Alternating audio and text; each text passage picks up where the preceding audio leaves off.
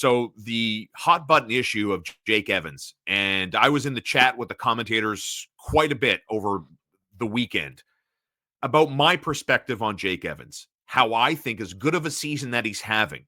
He is one of the 4 pending UFAs that Ken Hughes and Jeff Gorton are going to have to deal with. He is having a year. He is a superb penalty killer. The Canadiens PK unit is elite. It's the best in hockey on home ice. He's 28 years old. He's on a $1.7 million cap hit. Advanced analytics suggest, based on his comps and the season he's having, he's looking at probably anywhere between 3.8 and maybe as $5 million a year for his next contract. Great season. Mitch, why don't you weigh in on the Jake Evans here? I think the Canadiens should really capitalize on the momentum that he's built for himself. I believe he's setting himself up for a career contract that these guys have earned by getting to the level and producing like Jake Evans has. Always remember, the Canadiens got Michael Hage because they dealt Shaun Monahan.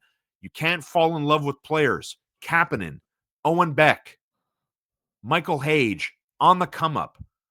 Talk to me about a 28-year-old unrestricted free agent and join the debate, Mitch. Is Jake Evans part of the Canadiens' foreseeable future? And by that, I mean anywhere between the next 3 to 5 years.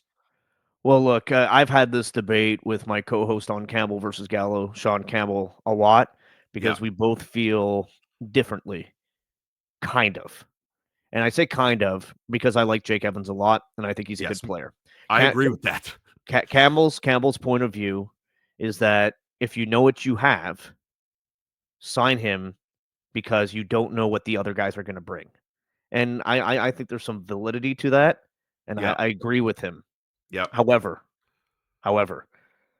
what you just said, the comps and $3.8 to $5 million for Jake Evans, I'm sorry. If I'm a manager, my job is to look at short term, medium term, and long term, and what's best for the organization. Jake Evans, as much as I like him as a player, on a championship team, is a fourth line player. And you do not pay fourth line players more than $3 million. So your projection right there is you gave me 3.8 at the base. At the base. Because I think the advanced analytics before his season began, and the comp, the exact player's name escapes me, but the advanced analytics on Jake Evans' age and career path was around 3 to 3.1 million. And then factor in what he's done this season, Mitch. I'll give him another $1 million just for what he's done this season, and I think I'm being cheap. Goodbye. I'm not paying my bottom 6 guy $20 million a year on a rebuilding team 3 years into the project. The timing's just awful because I love Evans, man. I think he's exactly what deep teams need to get to the next level. If you have really talented players that are going to be in your top 6 and they're going to perform, if you overpay those guys, it's okay. If you are slightly overpaying Nick Suzuki or Cole Caulfield, that's okay. Agreed. When you start overpaying the bottom half of your roster, it's a bit of the problem with Marc Bergevin, his management of the cap. Those depth guys, those role guys, those bottom pair defensemen, we all like them. They're good players. Don't get me wrong. It's nothing against the players that are filling those roles. It's about managing your salary cap. Like I'm not like a lot of fans, the way they look at it is, oh, this prospect's going to be amazing. We have to make room. We have to make room for this prospect and that prospect. That's not the angle I'm coming from because I don't know where a lot of those prospects will fall when it comes to the big picture, the grand scheme, right? Because prospects fail. Most of the prospects that you love, and I'm talking about the fans, not you, Shaun. I'm talking about fans. They fall in love with these prospects. Yeah. Most of them,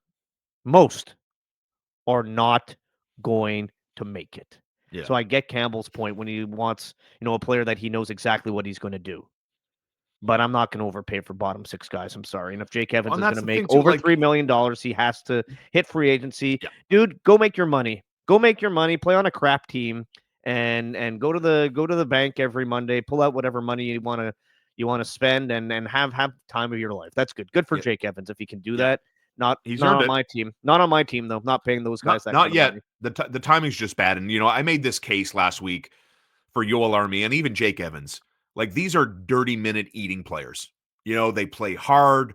It's like sometimes, like you have a budget to renovate your house and you get a contractor in, and first thing, they poke behind the wall. Uh-oh, you've got structural problems. You need insulation. I can tell you this. Nobody likes putting money into a home renovation that you can't see, right? It's not fancy bathroom, fancy tile, heated this, heated that. No, no. Has to go to the structure of the house. Can't see that. Doesn't look good, right? But at least you know your sound. And when I look at the foundation, it's very important to have these guys. And you don't notice ULRME on the score sheet unless you watch shorthanded situations. I think Jake Evans is in that category. These are valuable, valuable players. But the timing for a young rebuilding team, they're going to groom the Kapanens and the Becks and the Michael Hages to 3 years from now, maybe when the team, Mitch, is ready to level up and not be anywhere between 29th and 31st in the overall standings. Instead, maybe they're 6th to 9th. That's when you look at those players and say, okay, are you ready to be a dirty minute guy? And I think that's the timeline the Canadiens are in. So with that in mind, Yeah. Well, Owen Beck, and I'll add to that. Just yeah, final thought on it yeah, is when it comes to those type of players, Armia, Evans. If I was running a team, we were in the boardroom. I would tell you, I'd be like, and let's say you're in the boardroom with me. I'd say, Shaun, yeah. do you think Evans and Armia are easily replaceable a year or two from now? And if you tell me the answer is yes, which I think it is, Yes, I would say yes. unfortunately, Yes. then it's okay to let them go. If the player is easily replaceable, you let them go. If they're not, if they're like you said, a Yeah. foundation piece, then you got to keep them around. What about the Laval situation? Obviously, off to a blistering start. Pascal Vincent has got this team going. Unfortunately, Jakub Dobish, their goaltender, got hurt in the home series over the weekend with the Toronto Marlies. But Owen Beck had himself a weekend, scored two nice looking goals. Joshua Ottawa, fifth round pick, good in the AHL, NHL to be determined. Logan Mailloux seems to have the toolbox to get it done, but the understanding there is he's going to stay in Laval and work out what he needs to work out, because what I've been told is that he still tries to get away with things and does kind of get away with them at the AHL level, but they're not going to work for him all the time at the NHL. So kind of get that out of his game. That Owen Beck is a tangible replacement, is a viable option.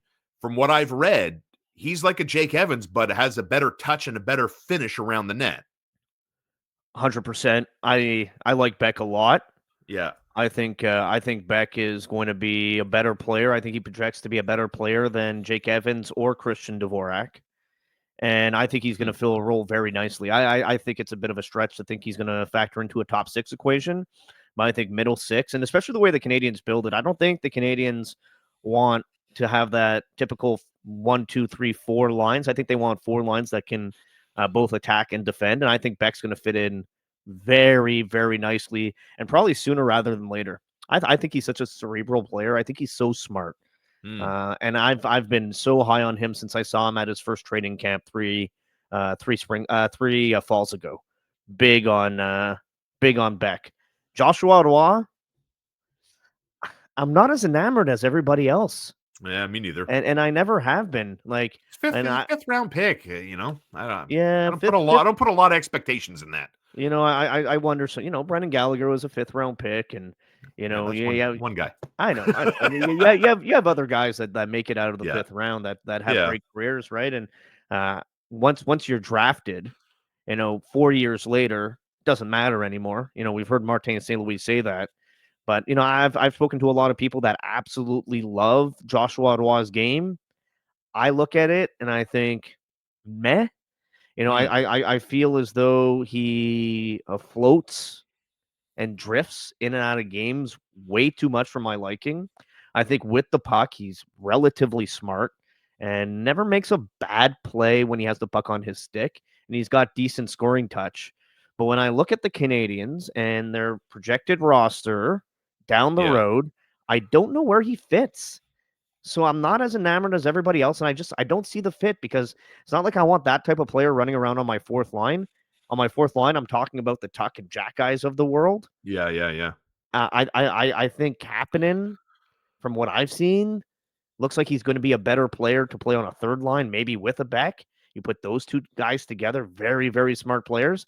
And then you look at your Demidov and your Michael Hage coming. Like, I think those guys are going to be really good players.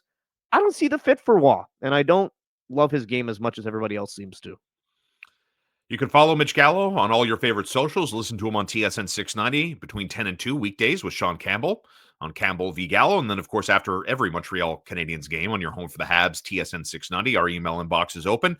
Fire away. We'll take viewer and listener suggestions and comments at the Shaun Starr Show at gmail.com.